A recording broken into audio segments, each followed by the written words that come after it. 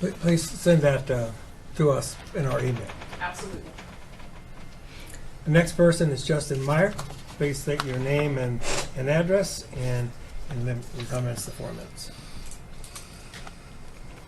My name is Justin Meyer, 1740 Old Delaware Road.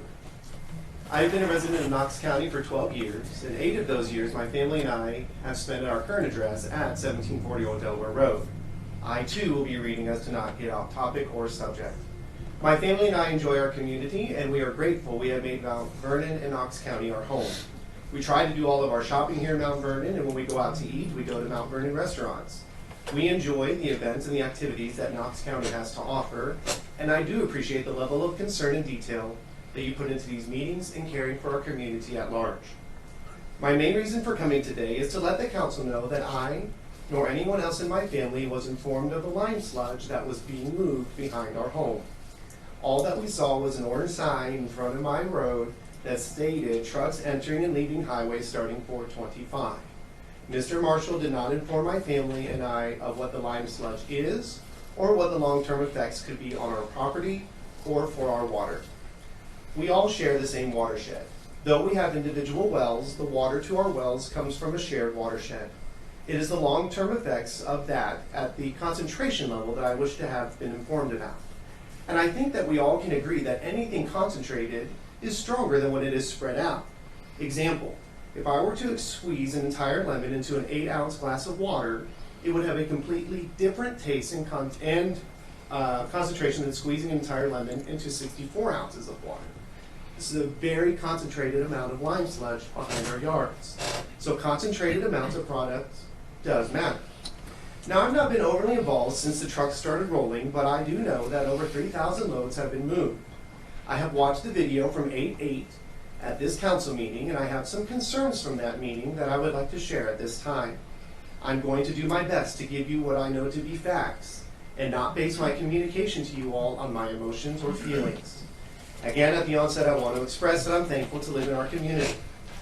Now, the conversation about lime sludge began around the 12-minute mark, and here are my concerns as I listened through this section of the meeting as a resident of Knox County, Clinton Township.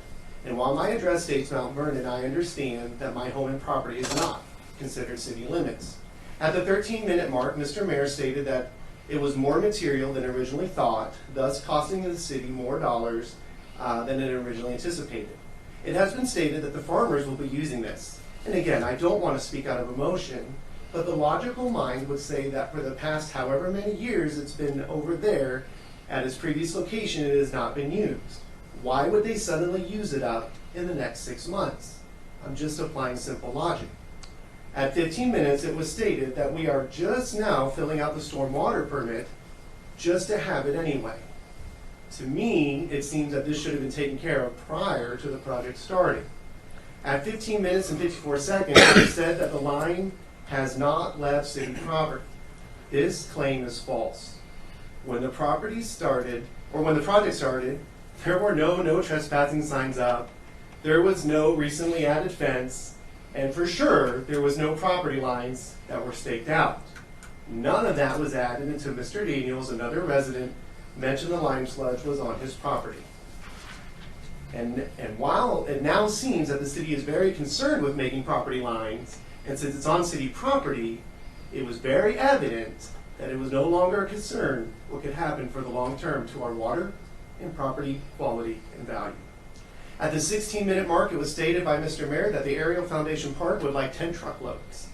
This is nothing compared to the 3,000 plus truckloads that's now sitting behind our property. And again, stated city property.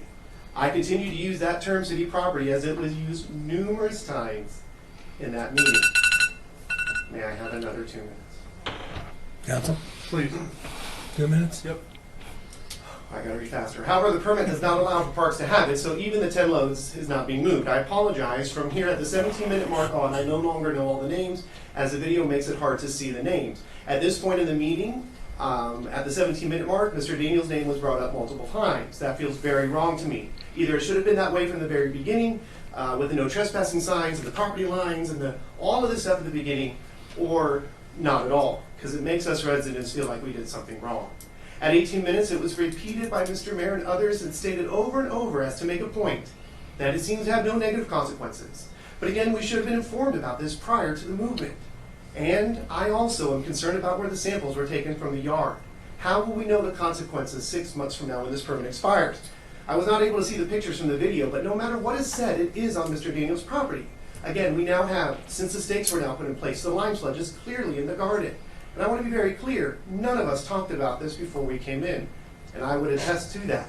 The reason I'm bringing this up is because as a stated resident, and all the work you do for us as residents, I don't feel very well represented, as the sludge is clearly on this property, and it was, I gotta read faster.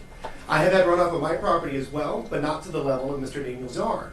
And by the time all of this, at the 18-minute mark, it seemed like almost a relief to some of the council members that it was on city property. I appreciate at the 19-minute mark that 2 people attested as they saw it in his yard. I don't know which 2, but thank you. Again, it was at this point that a man got out of his chair in what looked like a defense of city lines. Again, I will state the fact that the property lines have now been added since the time of the 8/8 meeting, and his garden is clearly on his property and not the city, therefore runoff in his yard. If I am wrong about this, please let me know. At the 20-minute mark, the barn is now being spoken about as being on city property. As a resident, I feel like this is an attempt to retaliate at Mr. Daniels, and which is why I'm nervous about speaking to the council now. At the 22-minute mark, it was stated that it was not investigated until Mr. Daniels showed up to a meeting. And I appreciate whoever was speaking. Kind of Can you email that to us? Yes. Thank you.